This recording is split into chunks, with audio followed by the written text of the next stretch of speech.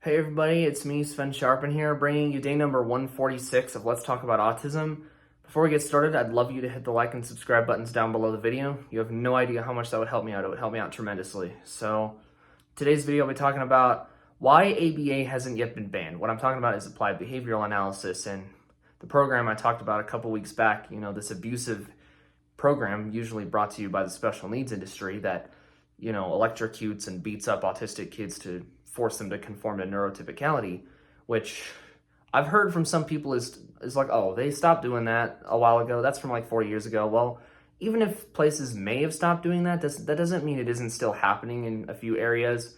And that doesn't mean it isn't illegal. That doesn't mean those that are still doing it or have done it in the past have been held accountable for it. But yeah, the reason ABA hasn't yet been banned is because autistic people, as of now, tragically just don't have the will to do it.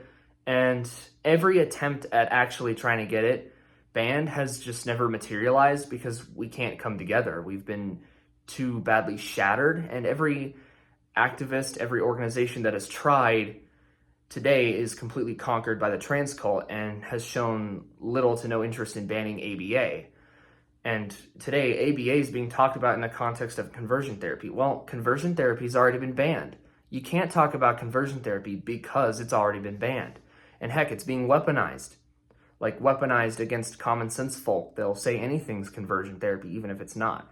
ABA is still hanging around. ABA is still hurting children. Even if it's not as bad as we've made it out to be, even if it's not as bad as it was 40 years ago, doesn't mean that it isn't still hindering the development of children. Like, parents are still being threatened with the failure of their child if they don't put their child in ABA. And ABA is still abusive. I went into it myself about a year ago. I saw physical contact with kids. Kids were locked in a dark room. I mean, there were some bright lights, but it was a dark room. Parents couldn't see what was going on in there. Kids couldn't leave if they felt scared. I mean, it's a very dangerous prison-like environment. So it's still abusive, and it takes away from the natural exploratory formative years of a child. It's still very abusive and should be labeled as such. The problem is we can't define child abuse anymore. And autistic people in the past have failed to get this considered child abuse because there hasn't been any serious attempt to legislate ABA and label it as child abuse and anything similar to it, like special needs still does a lot of this stuff as well.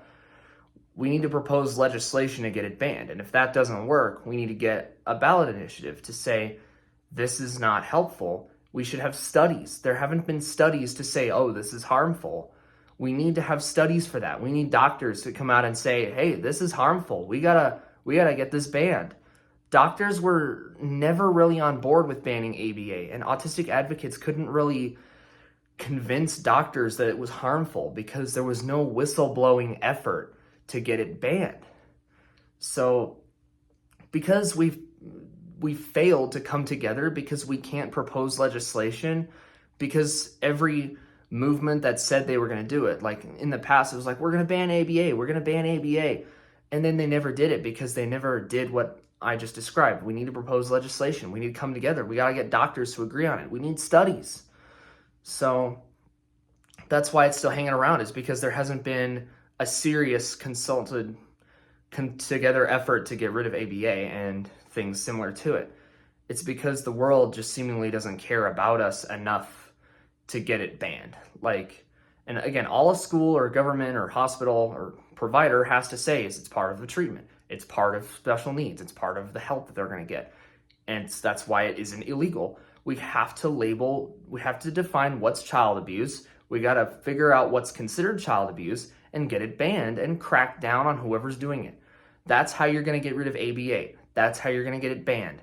So until we have a serious voice, a serious movement, and doctors with studies that can say, hey, this isn't working, that's the only way you're going to get ABA banned. That's the only solution. It works. It's working well with the trans industry. It's going to go on for a long time as long as there's money to be made. And it's going to be the same for ABA. They're going to cover it up the best they can. They're going to say, oh, we stopped doing that. We stopped doing it. Investigate it. You're going to go inside. You're going to look into it. You're going to do studies. That's how you're going to get it banned. But yeah, That was day 146. I thank you very much for watching this video. If you made it this far, I really appreciate that. I'll see you on day 147, and thank you very much for watching this video. Goodbye. God bless.